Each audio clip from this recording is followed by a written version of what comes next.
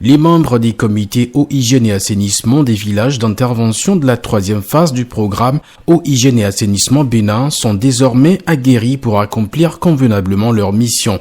Ils ont été formés le vendredi 25 avril 2025 sur leur rôle, responsabilités et attributions. Plusieurs raisons justifient cette activité de IDD ONG en collaboration avec son partenaire Pompiers Solidaires. Dans la mise en œuvre du programme eau, hygiène, assainissement, nous nous basons sur des entités villageoises que nous appelons comité eau, hygiène, assainissement et qui sont en quelque sorte la cheville ouvrière de nos interventions dans les villages.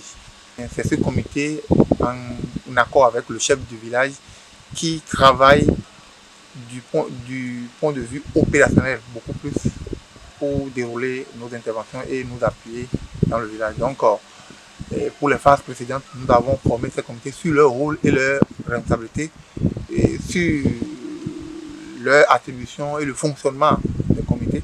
Et nous sommes en début d'une nouvelle phase, d'une troisième phase, et nous avons jugé nécessaire également de faire cette même formation aux nouveaux membres de ces nouveaux comités, de ces nouveaux villages bénéficiaires. Les membres de ces différents comités, eau, hygiène et assainissement, ont la charge de faire le suivi des travaux de réalisation des différents ouvrages ainsi que leur utilisation à bon escient. Le représentant de Pompiers Solidaires au Bénin et au Togo revient ici sur le rôle combien important de ces différents comités dans le cadre de la pérennisation du programme eau, hygiène et assainissement Bénin.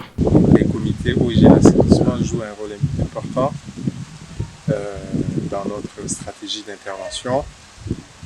On s'appuie sur eux pour le choix des familles qui vont bénéficier des latrines qu'on va construire.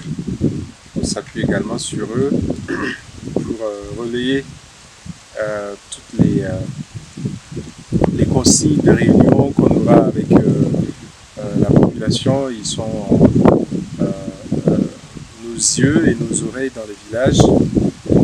Ils continuent à perpétuer ce qu'on essaie de construire dans ces villages, dans les secteurs de l'eau, de l'hygiène et de l'assainissement.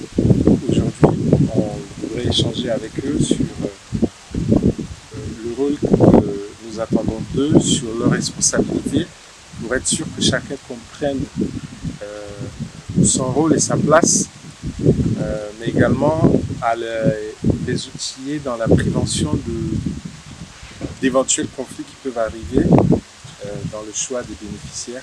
Les participants à cette formation ont bénéficié des communications ainsi que des démonstrations illustrant des situations pratiques en matière d'eau, d'hygiène et d'assainissement. Les quelques-uns rencontrés à la fin de la formation jugent très pertinentes les notions reçues. Ils prennent déjà l'engagement d'assumer convenablement les rôles à eux confiés. L'atelier de renforcement de capacité ici aujourd'hui, quand nous sommes arrivés, je vois que c'est une bonne chose. Ça nous a donné une autre forme d'idée de renforcer notre village par rapport à l'assainissement et l'hygiène. Ça nous permettra d'une part de former d'une manière à une autre les femmes de chaque village, de notre village, qui vont nous permettre d'arranger, de mettre propre notre village. Ils nous ont appelé pour une formation de renforcement juste pour comprendre les différents travaux qu'ils ont eu à faire avec nous dans nos milieux. Et nous, les membres du comité, comment nous allons sensibiliser la population, comment nous allons expliquer l'importance du projet et nos devoirs, ce que nous devons faire pour accompagner le projet, en fait, pour que les travaux soient bien déroulés.